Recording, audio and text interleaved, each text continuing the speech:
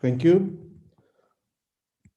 Honourable members, before we proceed, I would like to remind you that the virtual mini plenary is deemed to be in the precincts of Parliament and constitutes a meeting of the National Assembly for debating purposes only. In addition to the rules of the virtual sittings, the rules of the National Assembly, including the rules of debate, apply. Members enjoy the same powers and privileges that apply in a sitting of the National Assembly, and members should equally note that anything said in the virtual platform is deemed to have been said to the House and may be ruled upon. All members who have logged in shall be considered to be present and are requested to mute their microphones and only unmute when recognized to speak. This is because the microphones are very sensitive and it will pick up noise which may disturb the attention of other members. When recognized to speak, please unmute your microphone and connect your video. Members may make use of the icons on the bar at the bottom of their screens, which has an option that allows a member to put up his or her hand to raise a point of order. The Secretariat will assist me in this regard.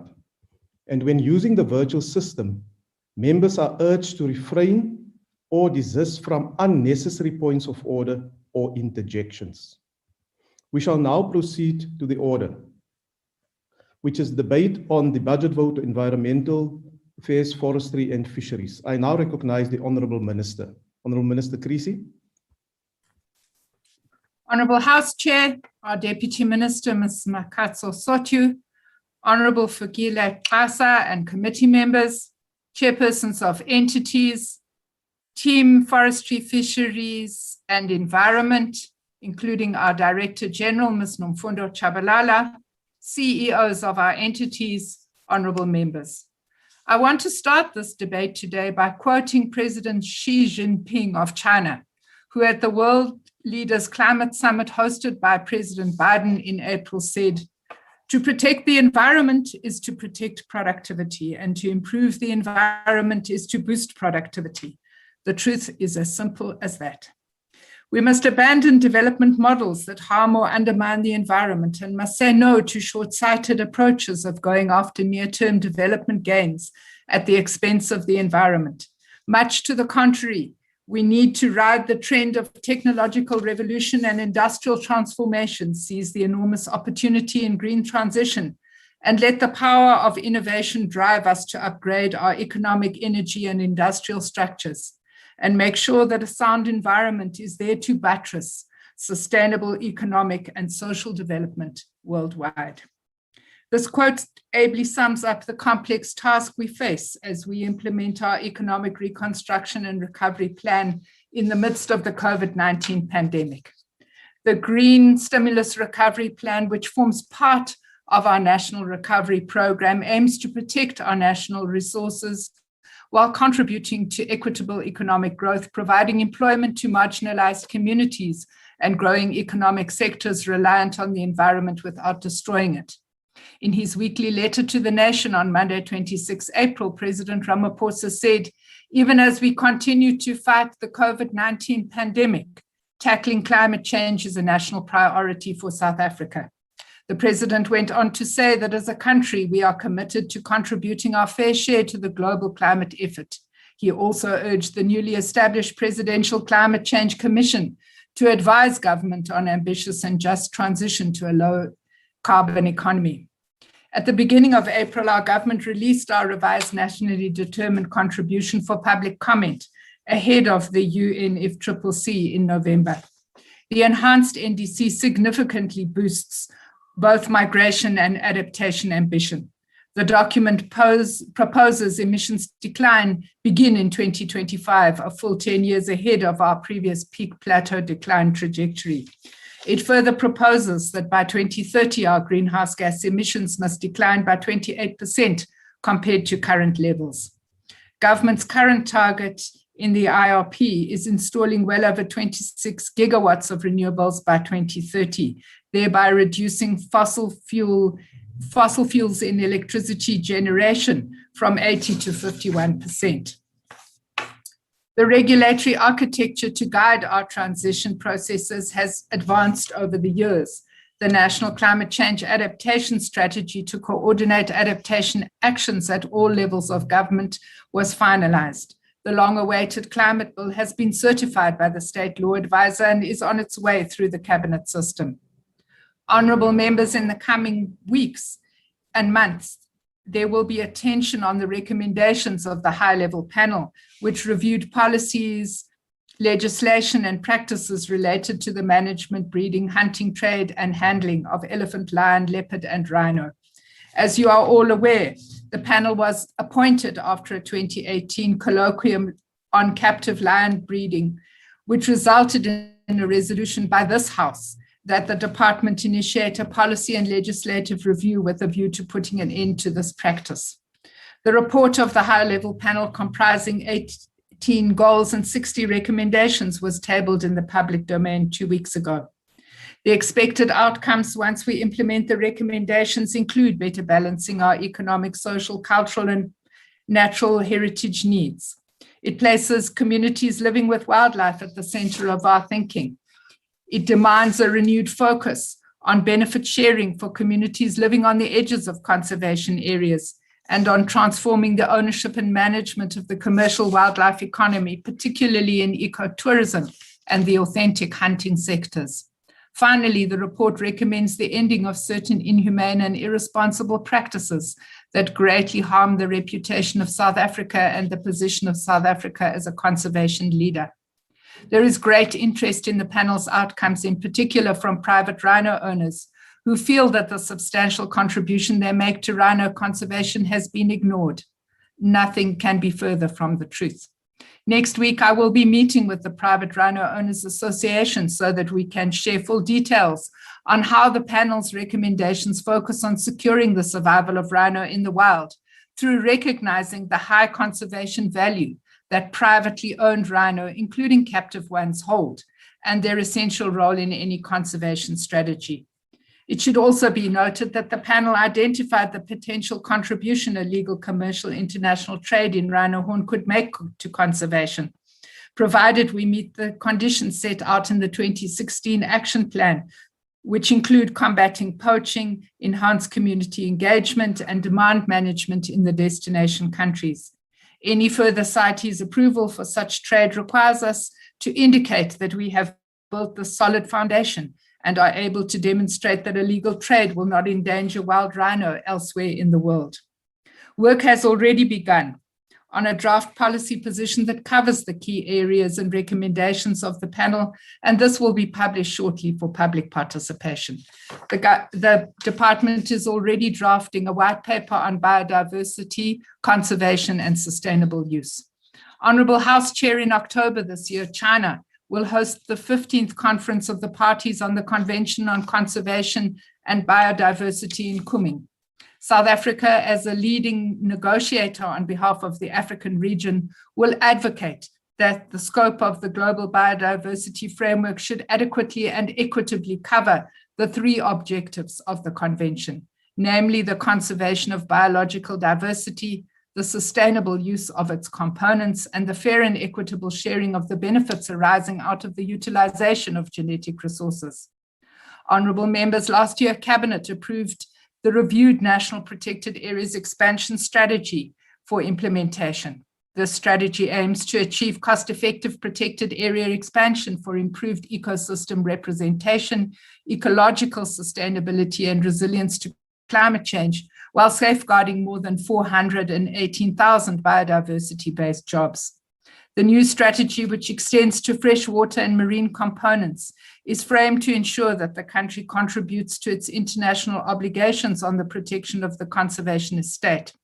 We can report to this House today that our country is on course to achieve 17% of our land under conservation estate during this government term. Work is also being done to secure strategic water sources and wetlands. These areas supply 60% of our water needs and more than 90% of urban water users. We are firmly of the view that as a water-scarce country, we cannot afford to compromise any of our strategic water sources for short-term gain. And so we have to do ever more with our sister departments to ensure that we protect them for future generations. Invasive species are also major contributors to biodiversity loss and water scarcity. Our Working for Water program not only realizes conservation outcomes, but also creates much needed jobs for youth and women in rural areas where few opportunities are available. This year, we will create 66,000 work opportunities in clearing of alien invasive species and wetland rehabilitation. We intend through different partnerships to formalize accredited training for almost 14,000 of these participants, so they will have a recognized and tradable skill at the end of the program. Honorable members, a healthy environment must be one free of waste pollution. And so the implementation of the National Waste Management Strategy 2020 is a top priority. First and foremost, we must change citizen behavior and encourage everyone to dispose of waste in a responsible manner. We must stop dumping household waste and fast food packaging in the environment. We must refuse single-use plastics when buying our favorite takeaway. Plastic is a key focus area in terms of managing pollution. Last month, we published the new requirements for plastic carrier bags, which are required to contain 50% recycled content by 2023, increasing to 100% in 2027. This will not only ensure circularity, but will see product design taking the environment into consideration. Marine litter, including plastic litter, is of increasing global national concern. For the past 18 months, the department has implemented a pilot project in the eThekwini region, which focuses on capturing litter in 5 priority areas. This year, where we will extend the program to 16 coastal districts and create a minimum of 1,600 work opportunities. To ensure all municipalities increase the number of households with regular access to weekly refuse removal, municipalities can now use a portion of the MIG funding to buy compactor trucks and landfill equipment. We are supporting local government to develop integrated waste management plans and ensure these are included for funding in the IDP processes. To enhance cleaning efforts across all municipalities in the country, 12,000 unemployed youth will be offered work opportunities in support of the municipal cleaning and greening program. To ensure manufacturers and importers of products are responsible for the impact their products have on the environment, extended producer responsibility plans were required for the paper, packaging, electrical and electronic equipment and lighting sectors in 2021. This will divert these waste streams from landfills and increase recycling and upcycling. In the 21-22 financial year, the scope of products is broadened to include pesticides, lubricant oils, and batteries. Honorable members, the fisheries sector is worth around 8 billion rand a year, and the commercial sector directly employs over 28,000 people, with many thousands more people depending on fisheries resources to meet basic needs in the small scale and recreational sectors. The transformation of the South African fishing industry is a constitutional and legislative imperative. The fishing rights allocation process, or what we call FRAP, and the management of commercial fishing rights are an important site for industry transformation. 12 sectors are due for reallocation this year.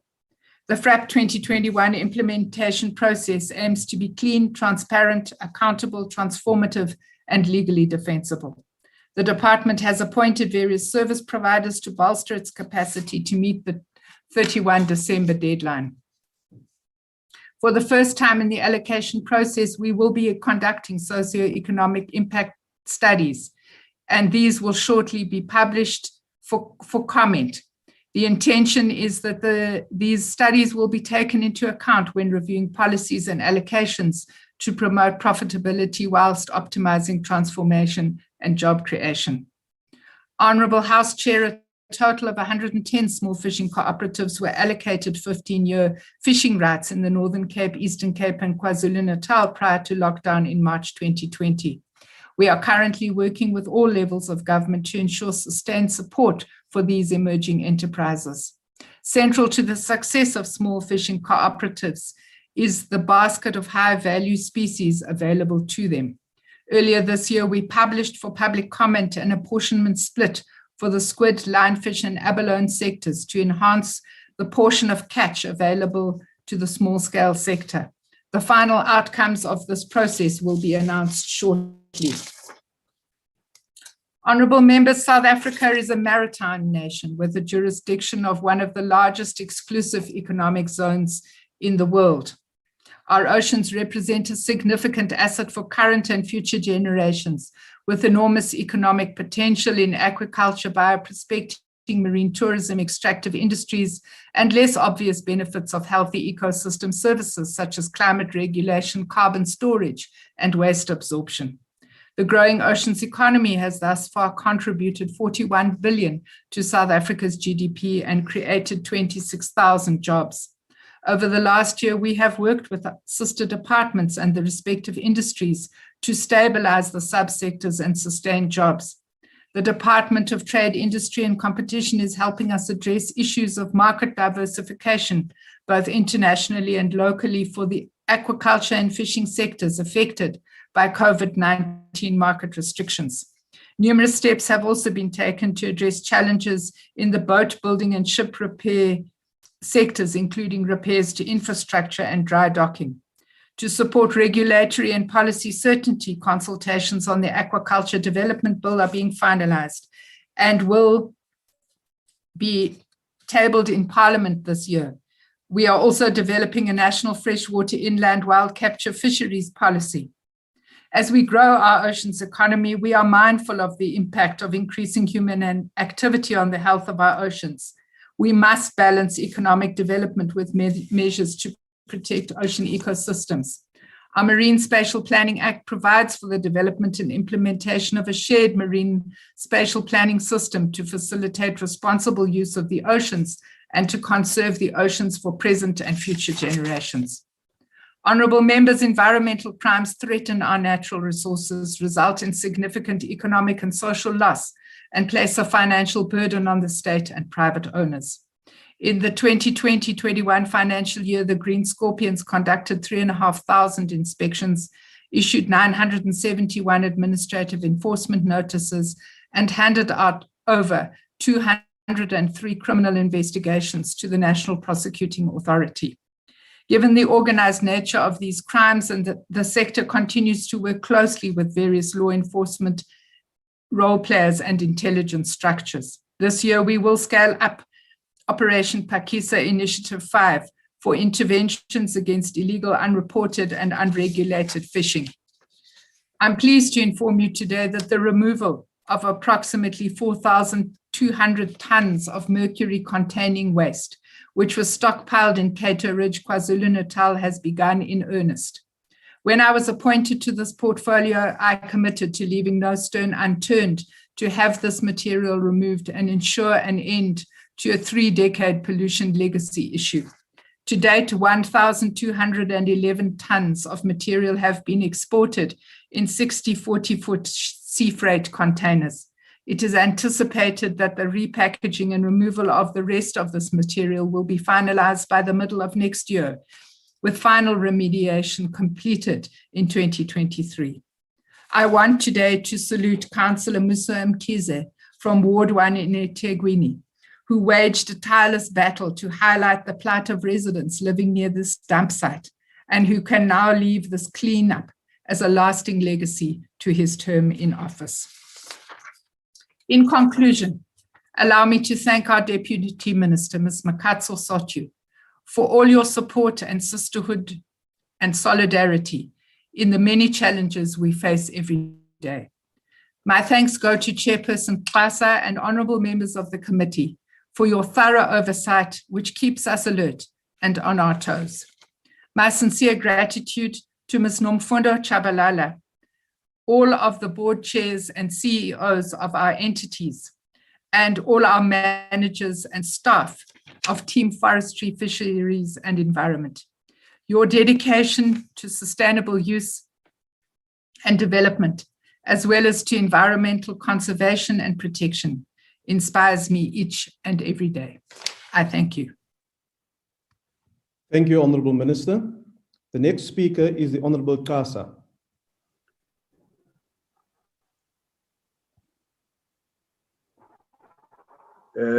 Thanks, Honourable Chairperson. My video is not switching on for now. I hope you are hearing me. You are audible, Honorable Kasa. You may proceed.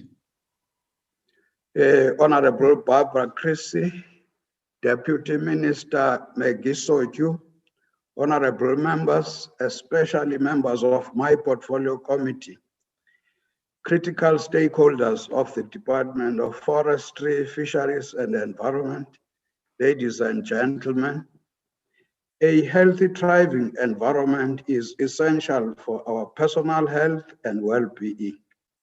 Our very own survival depends on the environment. The relation between the environment and us, humankind, is one of interdependence. Just as our actions and choices affect the environment, the health of the environment or the whole of planet Earth influences our own personal health and well-being, as well as that of our families, communities, societies, and economies.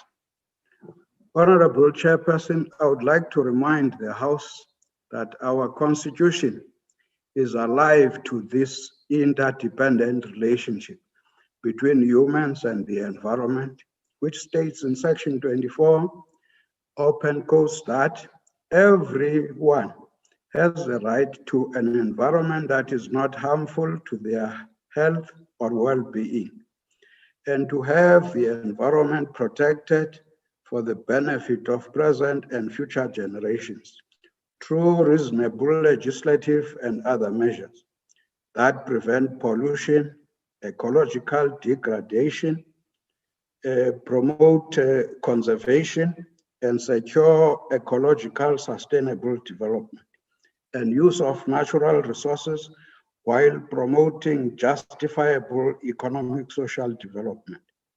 This right can be seen to have a twofold purpose. The first part guarantees a healthy environment to every person, whereas the second part ensures compliance with the provisioning of the first part using appropriate legislation. The environmental protection emphasis of South Africa's environmental legislation and programs derive from this constitutional imperative, which was first institutionalized in the National Environmental Act 1998, commonly known as NEMA. NEMA is a framework environmental law which is more specific than the constitutional provision for the environment. It lays down general obligations and principles, but leaves the task of enacting further specific legislation and other specific measures as may be required to the department and or parliament. These other specific environmental acts, SEMAs, cover specific facets of the environment, such as air, biodiversity, forests and woodlands, marine living resources, waste, and climate change. Despite these existing laws, the South African environment has come under pressure from the interaction of population growth, consumption, and the environment, biodiversity loss, and air pollution. Air quality issues are indeed a serious challenge in the hotspots areas in our country. Outdoor and indoor air pollution continues to be seen as a serious problem, with pollutants emitted by numerous sources. The sources include power generation activities, industrial processes, transportation, both public and private, etc. Air pollution is a major concern in areas of heavy industrial development, such as the Vaal Triangle, the Highveld, and the Waterberg-Bujanala priority areas. We also noted that Durban South Industrial Basin should also be a center of focus. It is in this regard that we will be interacting with some of the country's major polluters to ensure that there is full compliance with the minimum emission standards in the current financial year. Another serious challenge for our country relates to poaching of rhinos, elephants, as well as abalone, one of our highly valued marine species. The country has become a prime hunting ground for those seeking rhino horn and ivory illegally. The statistics of rhino poaching since 2007 to date attest to this reality. In 2000, South Africa lost 13 rhino to poaching. By 2009, the number has reached 124. In 2010, it rocketed to 335. The poaching trends and the levels of sophistication in the killing of rhino are very alarming and require urgent intervention. However, we hope that Minister Chris's courageous leadership may see us through this serious challenge. My optimism is informed by what happened 2 weeks ago. Minister Chris did something that none of her predecessors could do. She announced that South Africa plans to ban the breeding of lions in captivity for trophy hunting and for tourists to pet. The captive breeding of lions for hunting and lion bone trade came under severe criticism from both local and international conservationists for harming South Africa's well-established and highly respected conservation image. The announcement was the outcome of a high-level panel that was established last year. With this good news, I wish to conclude by stating that, having considered the inputs by the department and entities, the committee is of the view that the department and entities have a clear roadmap for implementing their responsibilities. We will ensure that commitments are realized or exceeded. In this regard, I rise to, on behalf of the committee and the African National Congress, to recommend to the House to adopt the Forestry, Fisheries and Environment Budget 32. Thank you very much, Honorable Chairperson. Thank you very much, Honorable Kasa. The next speaker is the Honorable Weber. Thank you, House Chair. Through your House Chair, Minister Krisi and Sisulu, the dams and rivers in the country is infested with alien invasive plants. The increase in invasive plants decrease the availability and quality of water, creating the perfect conditions for soil erosion, land degradation, and loss of biodiversity. On 26 November 2019, Parliament accepted the motion without notice that moved to congratulate Rowing SA on securing the rights to host the 2023 World Rowing Masters Regatta at Roodeplaat Dam, recognizes that this is the first world rowing event ever to be held in Africa, notes that the championships will boost tourism by bringing thousands of athletes and tourists to South Africa, called on the Department of Environment to ensure the integrated control of aquatic weeds at Roodeplaat Dam as not to put the championship at risk. On 7 February 2020, the Department of Water gave a directive to Roodeplaat Dam to stop the spraying of invasive plants. They've stated that EPWP workers will be deployed to manually retrieve these invasive plants. The minister indicated in June 2020 that the COVID lockdown temporarily stopped all implementation activities, such as the manual removal of water hyacinth and biomass from the dam and the release of biocontrol agents. She further indicated that DEF is in the process of directly appointed contractors to manually remove the hyacinth.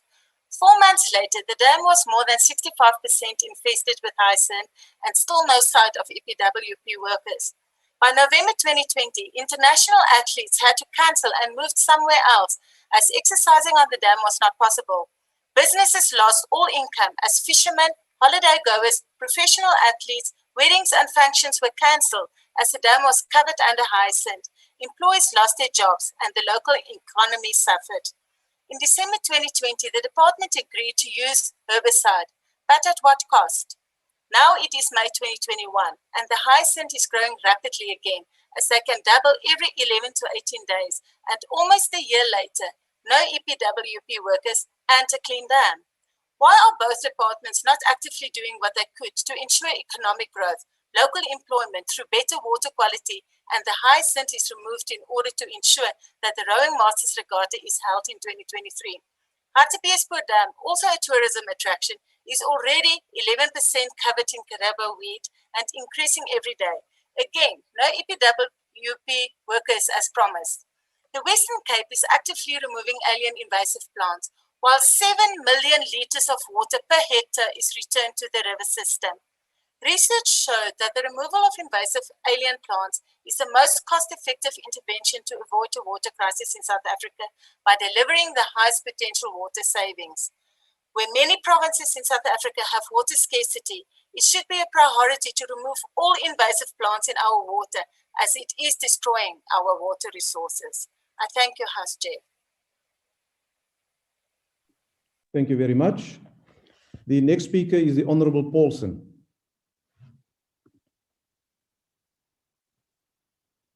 The Honorable Paulson.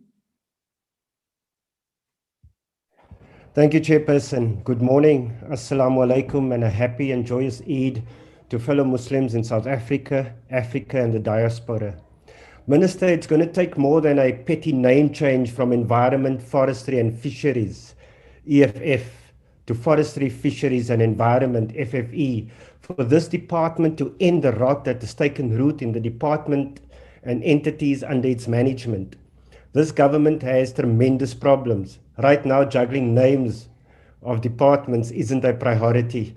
When this report was tabled at the last Portfolio Committee meeting, it was almost not adopted due to insufficient support.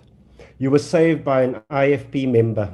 I can tell you with certainty that your party's factional battles are now playing itself out in Parliament. Minister, it is under your watch that in a single year, irregular expenditure jumped from 342 million rand to 2.9 billion in the department due to inadequate monitoring of compliance with supply chain management laws and regulations. Minister, according to the last Auditor General's report, among the many supply chain management irregularities, included is procurement without inviting competitive bids.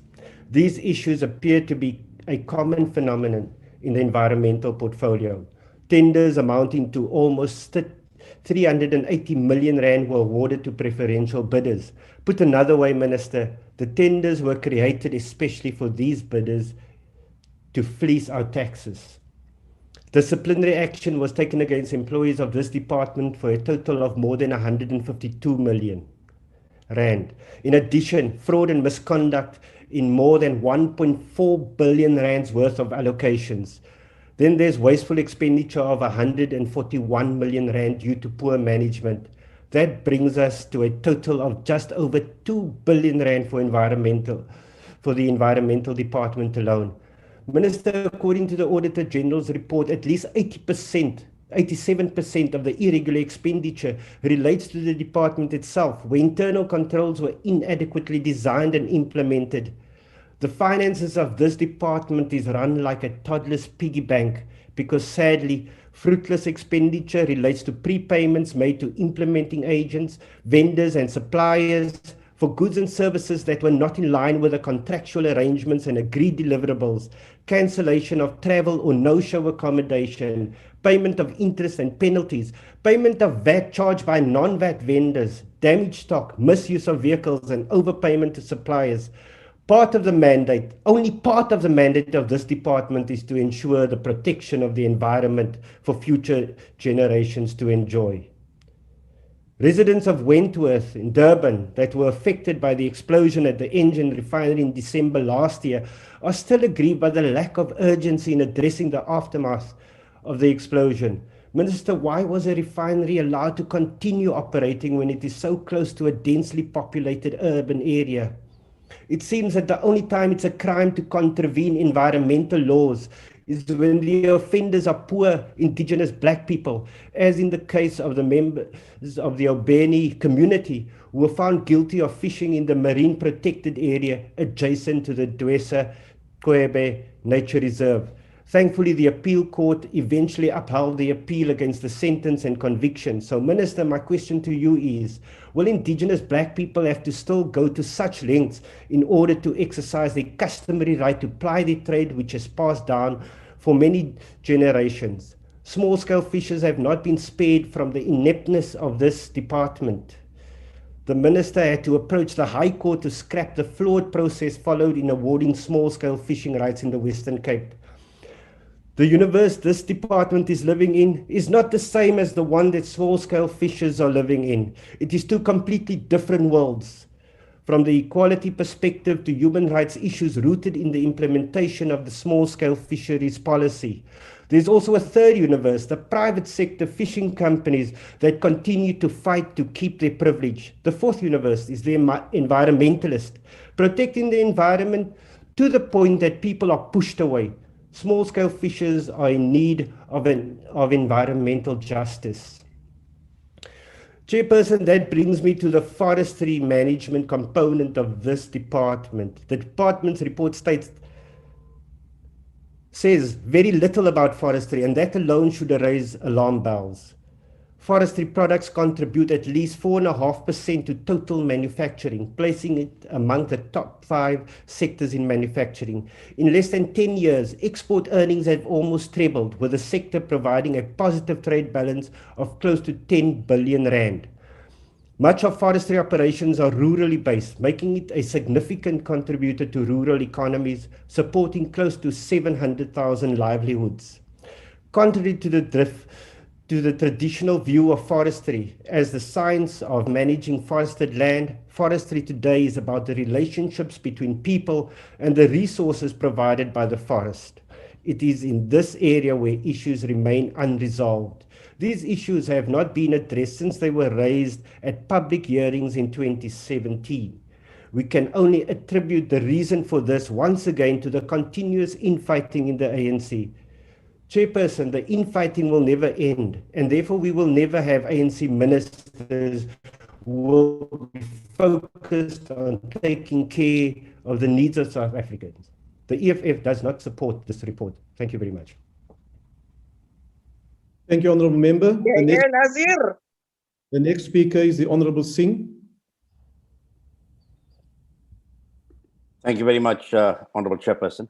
Honourable Chairperson, the right to an environment, as ensconced in Section 24 of the Bill of Rights in our Constitution, guarantees not only a healthy environment to each and every individual, but goes further and mandates the state to ensure that such compliance occurs. To that end, Honourable Chairperson, Honourable Minister, the interventions in Cato Ridge are to be welcomed. This department is at the coalface of balancing the sustainable use of the environmental resources currently available in a manner which does not render them finite and irreplaceable. Honourable Minister, you shoulder the unenviable task of ensuring that environmental resources are utilized within the parameters of a sustainable development model. This is a continuing battle that is currently being waged upon many environmental and biodiversity fronts. And as the IFP, we wish to highlight the following issues for urgent attention and corrective action. Single-use plastics pollution in our environment, and particularly our marine environment, remain one of the most concerning and detrimental pollutants, which, if not decisively addressed, will continue to indiscriminately kill marine animals and seabirds and contaminate our seafood sources. In addition, they place unnecessary strain on our waste management systems, and their production, primarily from fossil fuels, contributes to global warming and climate change. In our opinion, single-use plastic should be banned immediately. Honourable Chairperson, on the 2nd of May, Honourable Minister, you released a high-level panel report on the management, breeding, hunting, trade, and handling of elephant, lion, leopard, and rhinoceros, following the parliamentary hosting of a colloquium on a captive lion breeding and hunting, which included the extremely controversial lion bone trade. This was held in August 2018.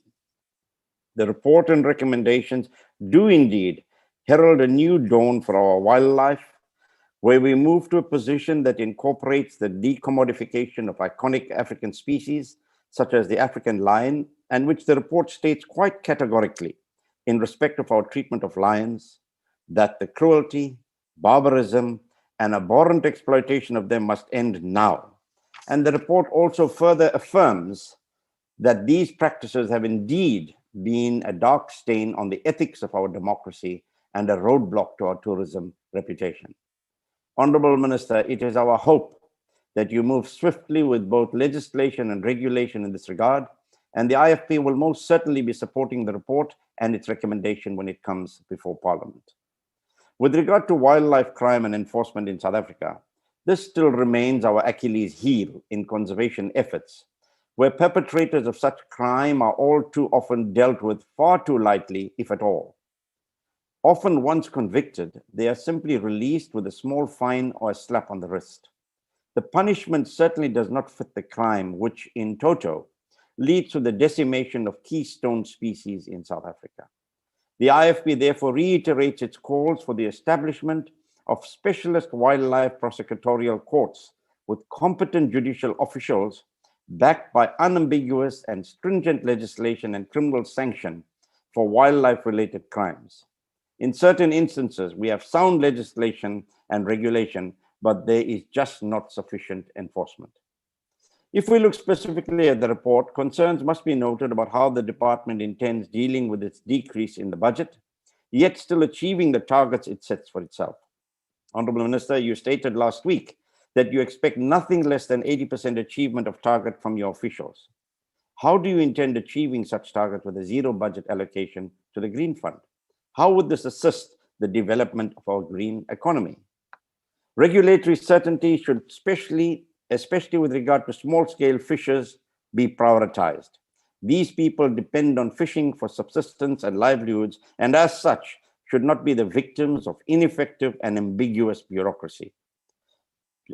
Chairperson, with regards to the regulation at the Aliwal Shoal, which is a protected area, which Minister, I trust you have received a report from an official that was sent from your department to have meetings and conduct in-loco inspections on that site. It will be evident from the report that you receive that some of the restrictions imposed on line fishermen in that area clearly illustrates ulterior motives by those who hide behind what is called the Clanstall Conservancy. Minister, you should not allow past privileges to hamper the future of citizens in a democratic South Africa. In conclusion, the IFP supports the budget vote and looks forward to continuing to work together with the department in the achievement of its goals and targets. I thank you. Thank you, Honourable Member. The next speaker is the Honourable Boshoff. Agbare huisvoorsitter, omgewing, bosbou en vissery is moontlik een departement wat die meeste met die langtermyn werk. Regarding environmental affairs, it is this department's task to represent future generations in present decision making. The present generation needs economic opportunities now and does not tend by itself to consider long-term impact. Whether it is due to greed from large and wealthy enterprises or the basic needs of food, clothing and shelter, the needs of future generations just don't seem to be imperative. In sekere opsigte is die huidige geslag reeds een van daardie volgende geslagte. Ons ervaar klimaatsverandering wat minstens gedeeltelik met die verbranding van fossiel brandstowwe te doen het. Ons kan nie meer op skoon drinkwater reken nie, omdat munisipaliteite die aanlegte wat rioolwater moet skoonmaak nie ordentlik onderhou nie. Die lys van produkte en dienste van 'n gesonde ekologie wat voorheen vanselfsprekend was, maar nie meer is nie, is lank. Wat kos dorstige indringerplante die land wanneer damme in die Oos-Kaap eenvoudig opdroog? Wat kos die eenheid elektrisiteit as hoër koolstofvlakke in die atmosfeer tot langer droogtes en meer intense oorstromings lei? En watter omgewingsrisiko's lê verder in die toekoms? Omgewingsake gaan dus oor meer as 'n evaluering van hierdie myn se impak op 'n vlei land of dat die Suid-Afrikaanse weerdiens moet voorspel op dit môre gaan ry of dalk eers volgende week. In 1994 het die joernalis kommentaar gelewer op die aanstelling van Prof Kader Asmal as eerste ANC minister van omgewingsake. Sy opmerking was dat Asmal een van die groot menseregte portefeuilles wou hê, maar uit president Mandela stelling toe aan by omgewingsake. Toe maak Asmal dit 'n menseregte portefeulje deur onder andere die werk vir water en ander programme. Wat die joernalis nie besef het nie, is dat omgewingsake nog altyd oor menseregte gaan. Dit het net iemand soos professor Asmal gekos om dit uit te wys. Bosbou en visserye is uiters komplekse stelsels wat maklik oorbenut kan word, veral omdat mense dikwels nie die dinamika daarvan begryp nie. Ook hier gaan dit oor die langtermyn. Die probleem met omgewingsprodukte is dat die verband tussen oorsaak en gevolg nie tot landsgrense beperk kan word. Die Amazonewoude produseer byvoorbeeld baie van die aarde se suurstof, maar 'n boer in Brasilië kan nie geld uit 'n paar hektaar se suurstof maak nie, wel hy die meeste wat hy daar kan laat by as hy die woud afgekap het. Net so kan 'n skool visse wat met moeite in een land se gebiedswater bewaar word, na 'n ander land se kuslyn migreer en vernietig word. Of kleinskaalse vissers wat hulle lisensies verloor, kan hulle kennis van die see gebruik om perlemoen teen veel groter winste aan smokkelaars te verkoop. Rook draai nie by douane om nie, en grondwater kan jy nie by die grens opdam nie. Om die toekoms by die hede te verteenwoordig, beteken dat baie navorsing gedoen moet word. Soms beteken dit ook om 'n unieke habitat te beskerm, al is dit net 'n stukkie daarvan. Dit beteken dat jy die natuur skoon as prysloos kan beskou, maar bewaring daarvan het beslis 'n prys. Die 8,7 miljard rand wat Suid-Afrika het om aan omgewingsake, bosbou en visserye te spandeer, is sowat 0,64% van die totale begroting. Hierdie departement het ongeveer 22% van sy voorgrendelstaatbegroting verloor. Daaruit moet voldoening aan omgewingswette verseker word. Oseane en die kus moet beskerm word. Klimaatsverandering moet bestudeer en hopelik afgeweer word. Biodiversiteit moet deur nasionale parke en botaniese tuine bewaar word. Kapitaal moet in omgewingsprogramme gevorm word. Chemiese stowwe en afval moet bestuur word, sowel as bosbou en visbronne. Dit is die programme van hierdie departement. Omgewingsimpakstudies vir groot ontwikkelings word tans deur die aansoeker betaal. Daar is dus goeie rede waarom die konsultant, wat graag die inkomste wil realiseer, geen rede sal vind waarom die kliënt se aansoek afgekeur behoort te word. Omgewingsake doen nie die ondersoek nie, dit kontroleer net die ondersoek. Mense sou dit anders wil hê, maar dan sy befondsing anders moet lyk. Indien Suid-Afrika 'n meer produktiewe ekonomie met meer werksgeleenthede en minder korrupsie, minder kaderontplooiing en minder maatskaplike besteding kon hê, kon daar ook meer geld wees om toekomstige geslagte se belange vandag te verteenwoordig. Ten spyte van die klein begroting, ondersteun die Vryheidsfront Plus dit wel. Baie dankie, voorsitter. Thank you, Honourable Member. The next speaker will be the Honourable Deputy Minister. The Honourable Deputy Minister. Thank you very much, Chairperson. Honourable Minister Barbara Christie, and all ministers and deputy ministers present on the platform, Chairperson of the Portfolio Committee, Honourable Xasa, honourable members of Parliament, special those from the Portfolio Committee, management of the Department of Forestry, Fisheries and Environment, and all our CEOs from the department's entities. House Chairperson, on the 1st of April 2021, our department has officially renamed as the Department of Forestry, Fisheries and Environment. The prominence given to forestry in this order of title is neither a mistake nor a fuss. It is simply a recognition that without trees and forests, there would be no healthy, clean environment for biodiversity and ecosystem thrive. This means there are environmental and social aspects of forestry which are equally important to the well-being of our society in general.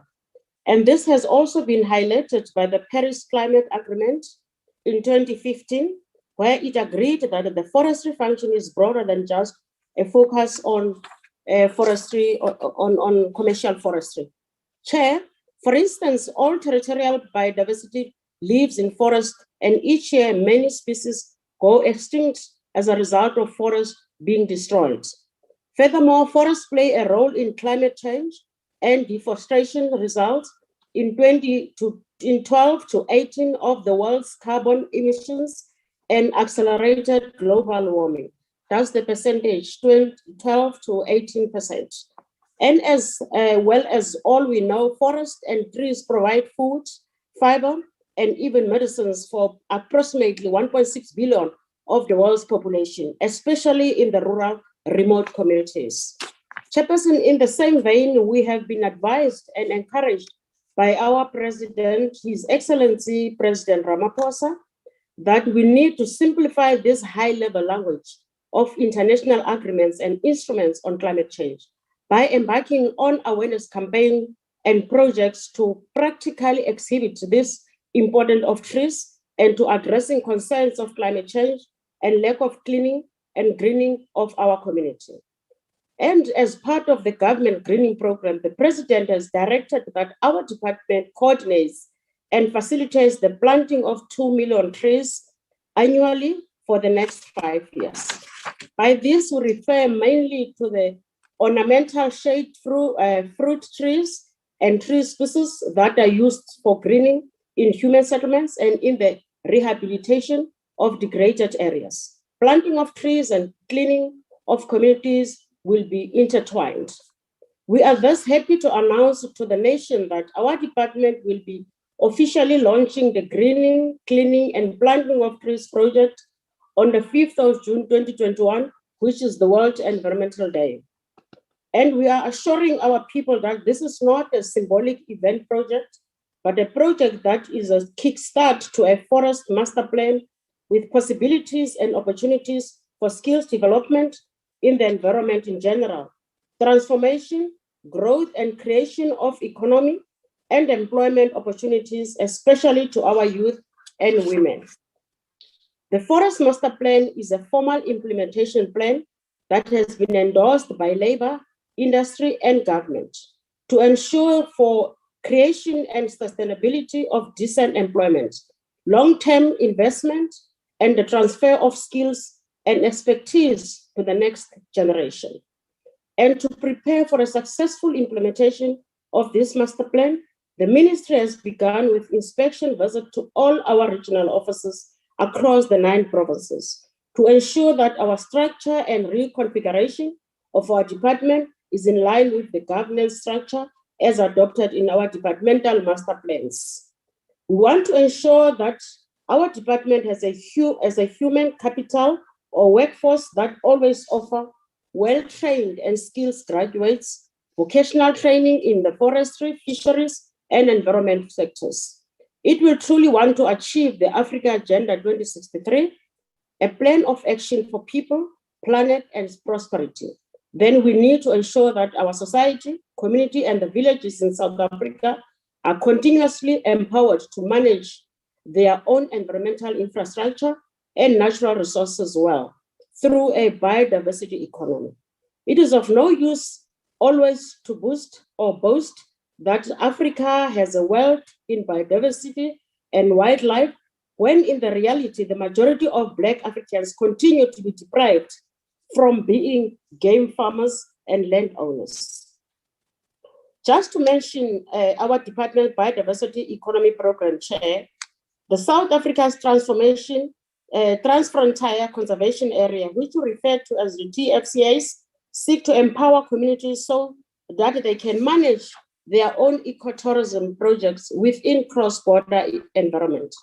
A budget of 400,000 has been set aside for 4 projects in this financial year for Kwakwa in the Free State, Awelani, Mahlati, and Gijana in Limpopo community structures. 2 community conservation areas, Awelani, Mahlati, will receive boreholes this year for the provision of water in their reserves. The amount allocated to these projects is about 350,000. The Komani Sand and Mia, Botswana and South Africa community-owned lodge in the Kgalagadi Transfrontier Park, Shores Lodge, is to be fitted with solar panels to not only deal with regular power outages, but also to improve the energy efficiency of the lodge.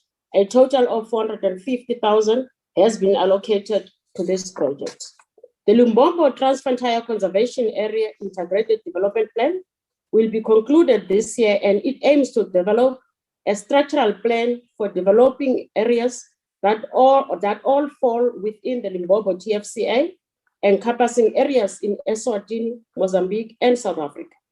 This process will follow substantive stakeholders consultation process at ground level in all 3 partner countries to ensure that the plan is aimed at benefiting all that reside in these areas, as well as creating economic opportunities, as well as transboundary core tourism. 800,000 rands has been allocated to this project.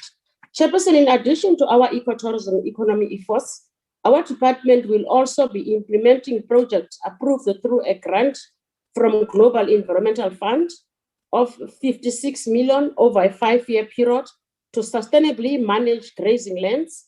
That is a Feta Homo local municipality in Limpopo, in the Davao Kraper local municipality in the Northern Cape.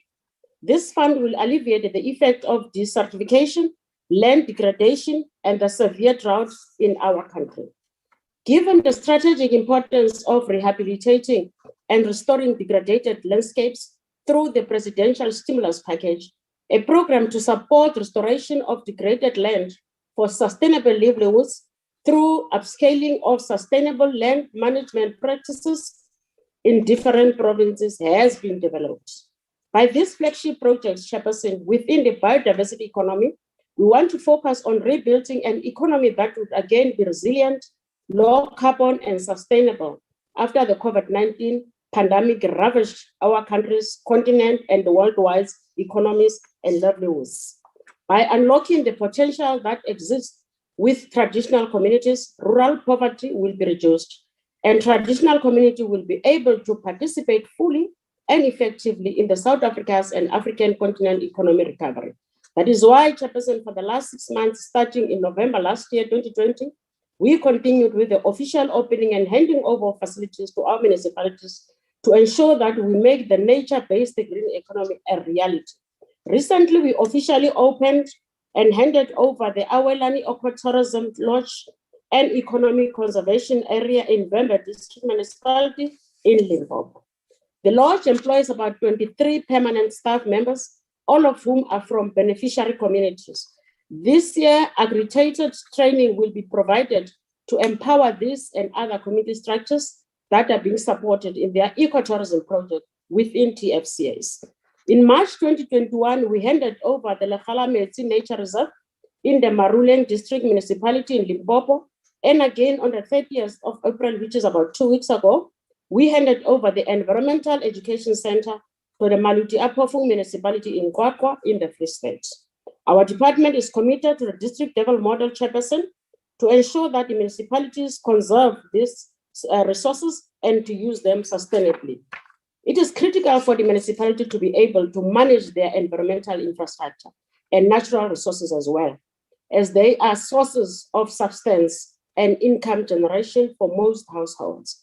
Through the DDMs, that is one plan, our department will continue to endeavor that all our infrastructure programs are always carried out with the required environmental authorization.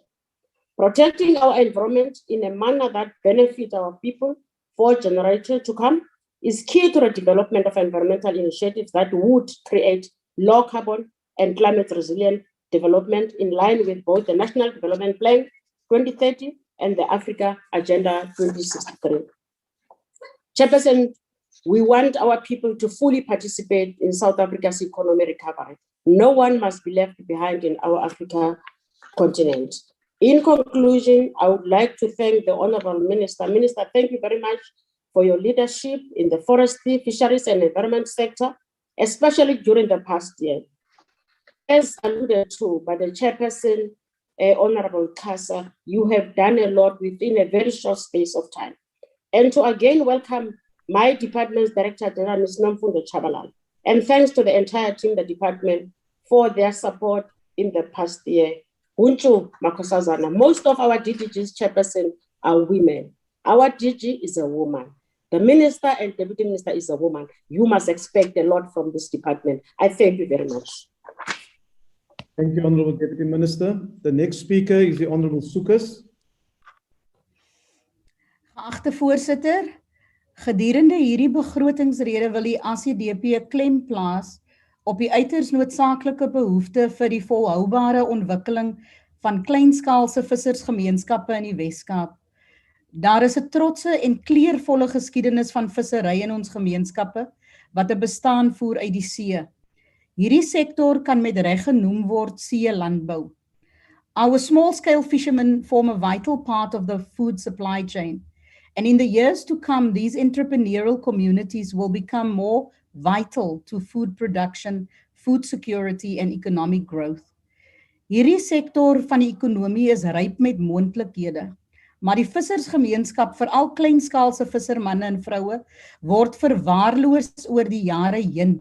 Die probleme met visserspermitte en quotas is voortdurend, met mense wat bevoordeel word sonder dat hulle werklik deel is van die gemeenskappe wat 'n bestaan voer uit die see vir generasies. Die volhoubare ontwikkeling van hierdie gemeenskappe moet geprioritiseer word, minister, en dit is 'n saak van dringendheid. Die impak van vertragings en daadwerklike optrede het 'n negatiewe uitwerking op beide mense en seebronne. Dit bevorder die swartmark en onwettige handel van seebronne.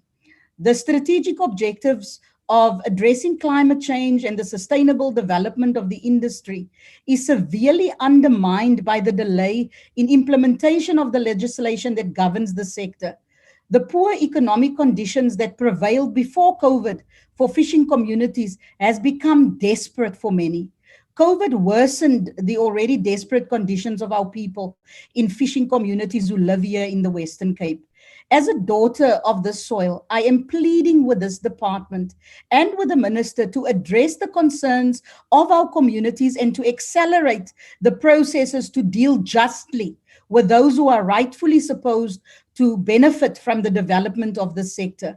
There is a critical need for effective and continuous engagement by government with our communities in the Western Cape to address the issues of customary rights. Prohibition has negatively impacted families who for generations made a livelihood out of the sea. We are losing a proud heritage and a unique identity as more children of traditional fishermen leave this industry. The ICDP calls for the rights of historic fishermen to be recognized and the development of female entrepreneurs in especially artisanal fishing. As I listen to the minister, I want to leave with this question. Die vraag is, minister, hoe moet ons mense 'n bestaan voer? The policy positions of government means nothing if it does not translate into a sustainable livelihood for our people who lives off the sea. I thank you, Chairperson. Thank you, Honourable Member. The next speaker is the Honourable Holomisa. Mhlali ngaphambili umphathiswa namalungu alendlu yowisomthetho. UDM yayixhasa le budget yakwa Department of Environment and Fisheries and Forestry. Uthi uMadiba xa wayebuya kuhambo lwakhe ejikeleze ekuseni phaa equnu kwezalali.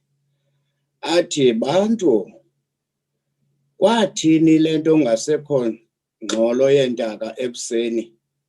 Impendulo yami yathi kungenxa yepoverty tata abantu bayiwisa imithi bayibasa xa kubandayo benze umlilo ukuwomisha indlu yabo.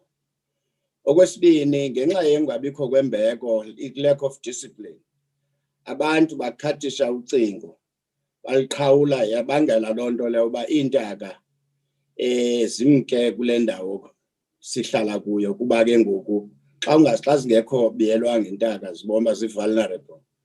Ezo species zonke ziye ziqhawule ziye kwezinye indawo. Namhlanje ke sicinga uba funeka ke siqwalasele i-rural areas ezi. Sasithi xa siya enkululekweni kwingoma eyayisithi siya ePitoli. Le ngoma ngoku sawufika ke ePitoli kuphethe thina ngoku. But ikhona the same song ngoku eculwayo ethi siya ePitoli elandela emva kwethu. Leyo ke ilento kuthiwa i-desertification. Ubuyaqaphela ngenxa yoba saqhawula loo macingo kungasekho ngca. I-desert ngoku iyamatsha nayo iya ngasePitoli. Ithetha ukuthi ke kufuneka i-Department yakwa Forestry yenze njengoba besenzile nokumkani ongasekhoyo ukumkani uZwelithini apho nge-COP 17 sasityale about 34,000 indigenous trees in one day sisenza ihlathi phaa ngasenyokeni. I'm sure uba loo nto leyo ingathiwa cascade nakwamanye amakomkhulu nezinye ii-provinces and so on. But eyona nto ibalulekileyo ngoku yingxaki yokokuba iSouth Africa ingcolile imdaka. Ngoko ke ndisuggesta uba uminister lo we-department ake azame ukwenza i-government gazette okanye ke i-discussion paper or kuenforce umthetho qha wokuthi umuntu oqhuba iteksi, oqhuba ibhasi, oqhuba imoto yakhe, umuntu athe wamkhwelisa emotweni yakhe waze xa ugqiba utya loo nto beyitya okanye isela avule ifestile ayijule ngaphandle makayimise udrayiva waloo moto le akhuphe loo passenger uba mayochola laa nto or alternative lamshiye apho uba ngaba uzawuphi ilizwe lethu libe lingcoliswa kwasithi. Lastly, sicela uminister we-environment into yoba makathethe big business oomasipala ke kuphume wonke umntu wase-South Africa ngemini ekhonjiweyo, umuntu akline iyadi yakhe, akline umzi wakhe, akline istrato, then aba banee-trucks be-private sector nabo bavolontiye bathuthe loo nkukuma ke sikline eSouth Africa imdaka. Enkosi. Thank you. Thank you, Honourable Member. The next speaker is the Honourable Phillips. Thank you, House Chair. My fellow South Africans, although not nearly as significant as the intentions found in the renowned World of Change speech by British Prime Minister Harold Macmillan in our very own Parliament in 1960, there is definitely a welcome breeze of change being felt in the Department of Forestry, Fisheries and Environment. From criminal charges, the end to many Hollywood acting positions, accountability in the form of special leave taken while the law takes its course, and most importantly of all, light on the horizon for our iconic lions. Every bit of positive change is welcomed by the Democratic Alliance. Minister Creasy, the lions and I thank you. There is, however, much rot in our environment, but both metaphorically and literally, that it will take not only winds of change, but tornadoes of change to save our environment and our animals for our children, grandchildren, and generations to come. The developing economic crisis in the St. Lucia area caused by backflooding is one that urgently needs more than the once in 500-year Cyclone Des Moines-like storm to alleviate the looming devastation. The response from Isimangaliso officials and the scientists involved, that the farmers were warned of the possibility of flooding, is totally inadequate. These farmers, both commercial and small scale, do not have a few cattle or sheep that they can simply move when they receive a warning. They have thousands of hectares of crops that cannot be harvested, and hundreds of employees and their families depending on the income from those crops. Flooding is not something new to those farmers. It's been happening for hundreds of years. The difference is that in the past, the water has subsided within 2 to 3 weeks. The crops have now been underwater for 4 months with no end in sight if the river remains choked by reeds and silt and cannot flow into the sea. The reeds that are choking the mouth of the Umfuluzi River are becoming a nationwide scourge, blocking many rivers and wetlands, even in the Sabi River in the Kruger National Park. A study needs to be undertaken to address the presence of these reeds in our rivers. Although the Democratic Alliance will, without doubt, welcome the important natural estuarine functions being restored, the sad fact is that millions of rands of taxpayers' money has been spent by the department on artificially opening and closing the mouth of the estuary, diverting the river, creating an island, and then trying to remove said island.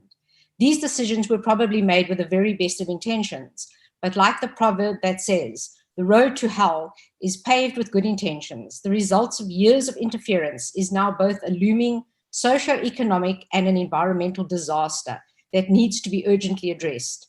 Any actions taken to return the estuary to its natural conditions have to have mitigating factors to address the impact on the local economy beyond just warning farmers of the possibility or probability of a flood. There must be a workable long-term plan. Everyone is going to have to give a little, but no one should be forced into poverty by an estuarine management plan that does not benefit both the environment and the lives of the people who live in the area. Thank you, Honourable Member. The next speaker is the Honourable Mbata. Honourable Chairperson, Honourable Minister Barbara Creasy, Deputy Minister, Honourable Members and ladies and gentlemen. Honourable Chairperson, the African National Congress is committed to the creation of an environment that is not harmful to the health of the citizens of this country and their well-being, and mostly importantly, to secure ecologically sustainable development and use of natural resources, while promoting justifiable economic and social development. This is the constitutional mandate of the Department of Environment, Forestry and Fisheries, as found in Section 24 of the Constitution.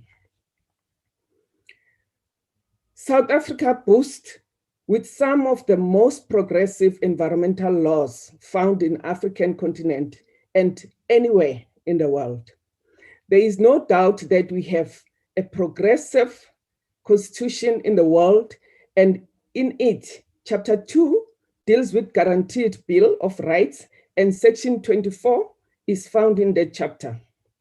In giving effect to Section 24, this Parliament passed enabling legislation, the Environmental Management Laws Amended Act, which is NEMA, and a piece of legislation, and this piece of legislation ensures the cementation of the constitutionally guaranteed right in Section 24 of the Constitution of the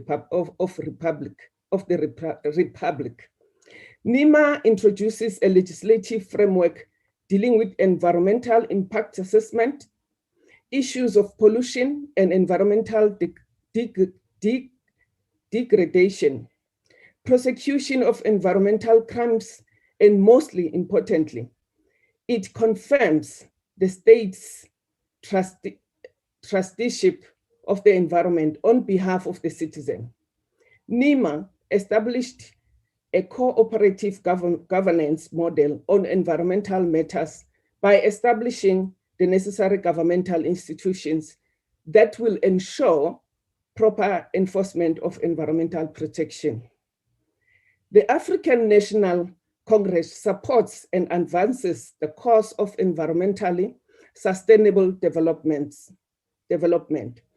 It is the ANC's policy to use the environment in a careful and planned way so that all can benefit now in the future, and that any plans to grow the economy must not harm the environment. Towards the achievement of these policy objectives, the ANC indicated that the public and various stakeholders must be consulted in decisions concerning the environment and to further work with other countries to look after the earth. This firm and consistent position breathes life into the Freedom Charter when it declares that the people shall govern. The 2021-2022 budget vote of the Department of Environment, Forestry and Fisheries is an instrument that government uses to finance government's policy program. Under chemical and waste management, under NEMA, you have the Waste Act of 2008, which provides reasonable measures for pollution. Honorable Chairperson, the waste management sector has a great potential to create employment opportunities for many of our employed young and low-skilled citizens and uplift many out of poverty. There are already many households from waste pickers that are deriving their livelihoods from the waste recycling industry. The total allocation of 1 billion set aside to enhance accountability for waste management and to support the development for a new tire waste industry plan, as well as the review of producer responsibility regulation and the development of waste economy master plan that will deal with bulk industrial and municipal waste. 90% of waste that goes to landfill site is recyclable, and it is for this reason that we find poor people establishing settlement around municipal waste landfill sites. The department plans to divert through the implementation of the National Waste Management Act 40% of all waste from landfill sites by the end of the MTEF. When coming to fisheries management, South Africa has got a vast amount of coastal resources available for use and development of its citizens. The fisheries sector has always provided source of livelihood for communities living along the coast. As members of the Portfolio Committee, we have interacted with and many big and small scale industry players in the fisheries sector made presentation before the committee. And as the ANC has noted their concerns, about 562,821,000 rands has been allocated to the fisheries branch. And there is a lot more than the department would like to do with the legally allocated resources. The ocean economy can employ many of our young unemployment citizens. And this vote will see the finalization of the aquaculture development bill. The aquaculture, it has been reported that with a growing demand for fish and natural fish resources in decline, aquaculture provides new opportunities. The department has indicated that within the fishing sector, they are creating an effective and enabling regulatory framework for the management and the development of marine and freshwater living resources. The budget vote will again see the allocation of fishing rights in the Western Cape to small-scale fisheries. This development of the small-scale fisheries cannot be achieved by the allocation of fishing licenses and permits only, but clearly needs a well-coordinated strategy. And it is for this reason that we take note of plans by the department to develop an integrated development support strategy for small-scale fisheries. Under forestry management, Honorable Chairperson, our forest resources contribute meaningfully towards our economy. 746,160,000 rands has been allocated to the forestry branch. A transformed forestry sector is critical to the empowerment of communities residing in state forest land. In conclusion, Honorable Chairperson, I rise on behalf of the ANC to support this budget, vote 32, and take note of the constraints in the state fiscus. We are very pleased that the department is doing the best for better the lives of all South Africa. Thank you. Thank you, Honorable Member. The next speaker is the Honorable Bryant.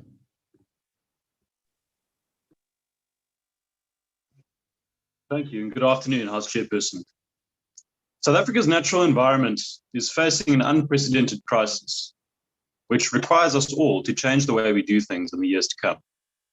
Some of the challenges we currently face are beyond our control, but there remain significant issues that are the direct result of willful neglect, mainly caused by this government's abject failure to address the endemic issues within forestry, fisheries, and the environment over many years. All entities under the control of the department have suffered greatly thus far under poor administration, irregular expenditure, minimal consequence management, and an absence of real strategic guidance. Earlier this year, we found out that the department had accumulated unauthorized, undocumented, and wasteful expenditure, totaling a whopping 2.9 billion rand. In the report, the Auditor General flagged inadequate monitoring of the supply chain process and multiple cases of fruitless and wasteful expenditure. In this regard, I would like to commend the Minister for accurately disclosing the 2.9 billion rand hole, as previous audits only seem to uncover a fraction of this. Perhaps, as my colleague Honourable Phillips has mentioned, there is reason to be hopeful that the wheel may finally begin to turn on those cadres who have been gorging themselves in the trough of public resources for so many years. Chairperson, the AG further stated that these issues, and I quote, appeared to be a common phenomenon in the environmental portfolio. This is a sad indictment of all entities under the department's control, and nowhere is this more evident than in the beleaguered South African national parks. Under this administration, SANParks has stumbled from one controversy to the next, and as of this week is now making do with a stand-in CEO, while the current CEO is under investigation for alleged assault. In South Africa's premier national park, the Kruger National Park, the endangered rhino population is well on its way to complete extinction. 70% of all rhino in the Kruger Park have been lost to poaching over the past 10 years alone. And if this trend is not arrested urgently, there's a very good chance that all rhino in Kruger Park could be gone within the next 10 years. The department was very keen to point out the drop in rhino poaching over the hard lockdown period. But as the country has opened up again, we've predictably seen poaching numbers rise. During recent busts between July 2020 and February 2021, officials confiscated a total of 277 kilograms of rhino horn, worth around 234 million rand. While we welcome these busts, it's further evidence that the trade in illegal rhino horn is alive and well. If one looks at the extremely low numbers of rhino being poached at private rhino farms, it's evidence that the vast majority of poaching is taking place in the reserves managed by SANParks, primarily the Kruger National Park. I'm glad to hear that the Minister will be meeting with the private rhino owners next week, and I hope that this bears fruit. SANParks have admitted that internal corruption within the entity is one of their major concerns, but steps must now be taken to address it. We welcome the recent news that polygraph testing of SANParks staff will be increased going forward, which is something that the DA has been calling for, but this is only one aspect of a much bigger problem. This government needs to target the warlords who work to corrupt our SANParks staff and recruit desperate young men into a dangerous life of poaching. One of the main rhino poaching kingpins was first arrested 10 years ago on multiple charges, but he's still yet to face any real consequences after numerous court postponements. During a recent oversight visit, members of the Portfolio Committee were able to meet with the Special Anti-Poaching Unit. Rangers from this unit expressed their concern that the expensive equipment used to combat poaching will be difficult to replace with the current budget at their disposal. It's clear that the department should be allocating additional budget to SANParks to increase the complement of rangers and invest in further training and equipment. Taking this into account, Chairperson, it's therefore bewildering to note that the department is proposing to cut the budget for SANParks by R500,000 rand in the coming financial year. This, while all other entities within the department will see an increase. Chairperson, we can't allow the lives of our brave rangers and our endangered animals to continue to be put at risk. What's required now is action, and that action will require funding.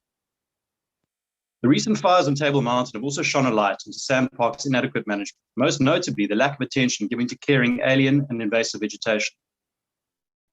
Many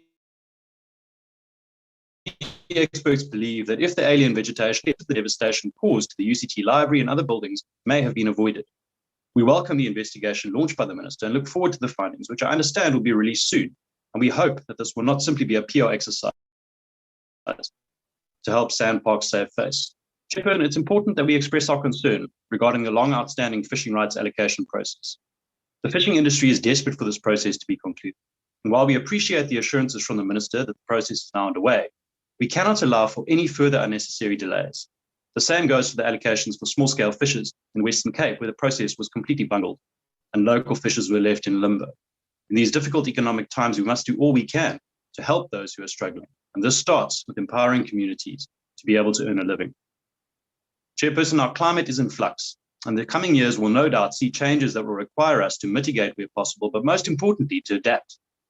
The newly formed Presidential Climate Change Commission certainly has its work cut out for it, and we would appeal for continued transparency and openness from the Commission as they work towards a just transition. South Africa is still sadly woefully below its emission reduction targets. And more must be done to remedy this. Chairperson, the DA would like to thank the Minister for the steps she is taking to address the many years of mismanagement within the areas under her control. We're aware, however, that as she digs deeper, she will no doubt be faced with opposition from vested interests and politically connected entities. We would urge her to hold the line and not be swayed by some who are keen to see her fail. Their schadenfreude will be at the cost of our environment, and we simply cannot allow this to happen. There is too much at stake. To conclude, Chair, I'd like to quote the renowned environmentalist and broadcaster Sir David Attenborough on the plight of the natural environment when he says, "Many individuals are doing what they can, but real success can only come if there is a change in our societies, in our economies, and in our politics." Thank you. Thank you, Honourable Member. The next speaker will be the Honourable Modise. Honourable Chairperson, thank you very much. Greetings to yourself, greetings to the Honourable Minister Barbara Creecy, greetings to the Deputy Minister, Honourable Sochu, Honourable members of the Portfolio Committee, fellow South Africans, ladies and gentlemen. Honourable Chairperson, this budget vote of the Department of Forestry, Fisheries and Environment is very important in ensuring our collective survival. The responsibility to protect our environment and all our natural species is the responsibility not only of government, but that of South Africans from all facets of lives. In 2020, President Cyril Ramaphosa said during his State of the Nation address that human beings are faced with an existential threat from the form of climate change and the devastating impact it has on our communities, especially those communities that depend on it for subsistence farming, on production, and on biodiversity. This vote takes place during the most uncertain period of COVID-19 global pandemic, and we have learned of how our environment had benefited from the previous hard lockdown experienced last year. And this is evidence of the kind of pressure that human activities places on the environment. The main drive behind climate change is human activity. Again, Honourable Chair, as we engage in the combustion mission against climate change and the protection of our climate environment, we also need to make note of the importance of creating sustainable socio-economic well-being of our people. In response to the challenges of climate change, the department has said that it will bring and introduce the climate change bill. This bill will seek to provide a coordinated and integrated response to climate change by all spheres of government, business, society, civil society, in a manner that will enable economic growth, employment creation, social and environmental development, and in a sustainable manner. The department will finalize the development of 5 climate adaptation sector plans, and this is a great initiative that we need to applaud as a portfolio committee. This vote has allocated about 207,133,000 rands to the South African Weather Service, whose mandate through legislation is to produce weather climate change information, as well as to provide early warning alerts and severe warning and advisories to the National Disaster Management Center. Honourable Chair, as it relates to the sun parks and wildlife, the core mandate of the South African National Parks is conservation management through our national park system. And an allocation of 419,177 million is given to sun parks. Rhino poaching still remains a problem, and the department will have to work extremely hard in increasing and maintaining the rhino population in our parks. There is an argument by some of the stakeholders in our biodiversity sector that rhinos would probably be extinct in South Africa, were it not be for the private breeders and farmers. We do not agree with this argument, and we welcome the statement made by the minister a few weeks ago during the release of the high-level panel report that was set up to investigate the management, the breeding, the hunting, the trading, and the handling of elephant, lions, leopards, and rhinos. We would like to see more and more South Africans visiting our national parks especially from the previously and historical disadvantaged communities. And this is expected and we also expect that more schools will access the parks for educational purposes.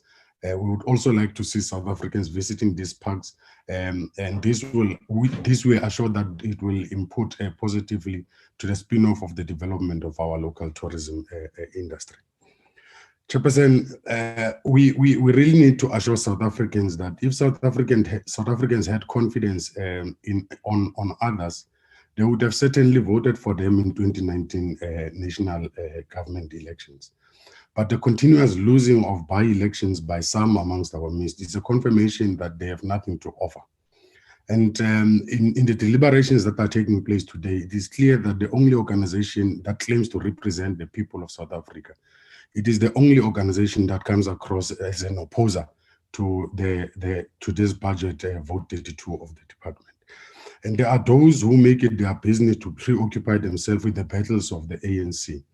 And we know for a fact that the factional battles of the ANC have never sought to destabilize the functionality of government. Unlike the open dictatorship and absolute monarch and power in the Reds, in particular this EFF, an organization of increased the defectors with unclear... Suka, concentrate on your debate. Chairperson, I'm sure you're going to protect me. Honorable members, you cannot just switch on your microphone and then start talking. You know the virtual rules. You are whip, honorable member. Honorable member Disse, please continue. Thank you very much, Chairperson. It confirms that indeed people are angry. But Chair, this vote will finalize the sector jobs resilience plans, and that are meant to ensure that the development of SMMEs, and it will help us to build an all-inclusive economy. It is expected that this vote will also increase in the number of air quality and monitoring stations that will effectively help us realize our transition of a low carbon energy. The Ocean and Coast Program is targeted to the realization of our National Development Plan. The Forestry and Fisheries will unleash inclusive economic potential of our people, especially for rural communities with little or no economic activity. In conclusion, Honorable Chairperson, the African National Congress, as represented by myself, I rise to support vote budget 32 of the Forestry, Fishery and Environment. Thank you very much. Well, thank you, Honourable Member. The next speaker who will close the debate is the Honourable Minister of Forestry, Fisheries and the Environment. And Honourable Minister, you have saved some time as well as the Deputy Minister, so you have 11 minutes left from the executive time for your concluding remarks. The Honourable Minister. Thank you very much, House Chair. That's indeed wonderful news. Honourable members, let me start by thanking you all for participating in this debate today. And let me also note that there is a high degree of consensus across all parties that the threats that our environment face come first and foremost from our path of development, consumption, and distribution. And I think that there is wide agreement with Section 24B, Roman numeral 3 of our Constitution that says, secure ecological sustainable development and use natural resources while promoting justifiable economic and social development. This is the challenge that confronts us. And indeed, it is a difficult challenge and a challenge that requires constant re-evaluation each and every day. Let me start off and thank Honorable Xasa for the report. And let me say that we absolutely agree with him here in the department that one of our priorities has to be cleaning up the quality of air in our country. And I have myself personally communicated with two of the biggest polluters, namely Eskom and Sasol, that it is my expectation henceforth that they must comply with the minimum air quality standards, and that beyond 2025, there will be no more deferments and exemptions for those who do not qualify. Secondly, let me agree with all honourable members who have highlighted concerns around the illicit trade in wildlife and in particular in poaching of our iconic species as well as of our fisheries resources.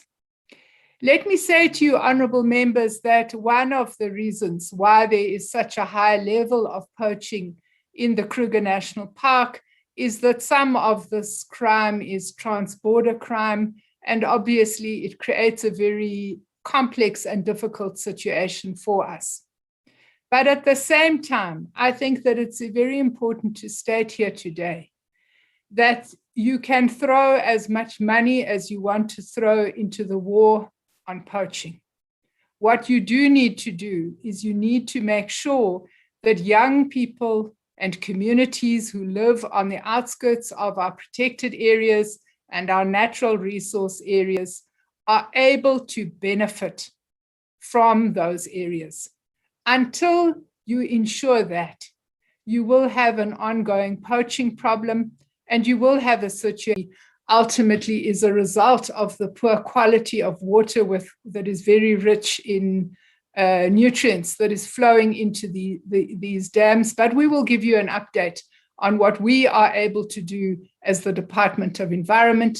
Other issues, including the question of sewage spill into the waterways leading into these dams, would need to be dealt with by the Department of Water and Sanitation, and we would urge you to raise this matter there.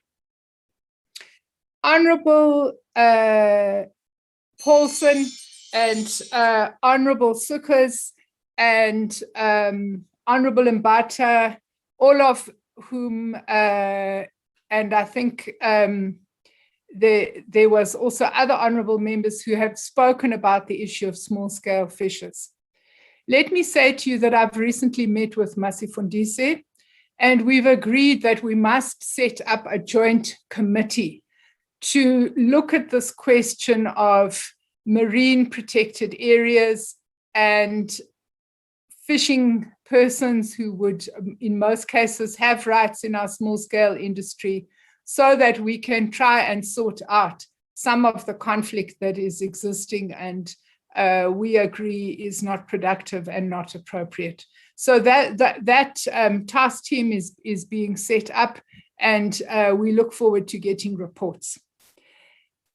It is our intention, honourable members, next year to revisit the Marine Living Resources Act. It's not something we can do this year because all of our capacity is tied up with FRAP. And I think that when we revisit the Marine Living Resources Act, we are going to have to consider this thing called customary fishing rights. We're also going to have to consider those who are in the recreational space, but in fact are fishing for a living. And we're going to have to look at how do we change the regulatory dispensation in that area, because this is clearly an area that requires attention in a law reform process. Let me also agree with all the honourable members who have emphasised the fact that there has to be proper support and capacitation for the small-scale sector. And let me also say to Honourable Sukkers that the only reasonable way in which these fishermen and women can make a livelihood is if we start to review the basket of species, and that is what the split apportionment that I was speaking about earlier is all about. Let me agree with those who are concerned about the irregular expenditure. I am myself deeply concerned about it, and it doesn't help to stand in this house today and say that this irregular expenditure, except for 100 million or 130 million, occurred before my time. It is unfortunately my responsibility to sort it out. We have widespread processes of discipline. We have laid criminal charges. We have a number of independent investigations. We have training sessions. We have set up proper processes with regard to our BACs and our DACs. And we are also cleaning up the whole supply chain network. So this is what is required. It's not a quick fix. It's not an overnight fix, but we do need to do it. And we agree with those who feel that this is completely unacceptable and that something urgently must be done to remediate the situation. I think our Deputy Minister has spoken in detail about the questions that have been raised by Honourable Halimisa, Honourable Mbata and others about the importance of the forestry sector. She's spoken about the forestry master plan. She's spoken at great length about cleaning and greening. And we agree with the honourable members who have emphasized these points, and we would want to see that this continues. Let me just say on the Green Fund, this is intended as a place where the department should be receiving external donations, and it's not something that the department would be directly funding. Honourable Phillips, this issue of the back flooding, there was a court case a few years ago. The farmers lost that case to the department. We will nevertheless include this issue in the work that the special panel is doing so that we should give it attention. I agree with Honourable Mbata that the waste economy is one of the most important areas, both in terms of diversion from landfill and in terms of creating livelihoods for small-scale farmers. Honourable Bryant, let's wait for the report on the forest fires, then we can see who's right and who's wrong. And we're not running away from our responsibility. We were there shoulder to shoulder with the Western Cape government fighting those fires, and we will be there when we must account for who's right and who's wrong. In conclusion, let me thank all honourable members once again for the debate and for the quality of speeches presented here today. Thank you very much. Thank you, Honourable Minister. Honourable members, that concludes the debate and the business of this virtual mini plenary session. The mini plenary will now rise. Thank you. Long live the chair. Well done, well done. Well done, Minister.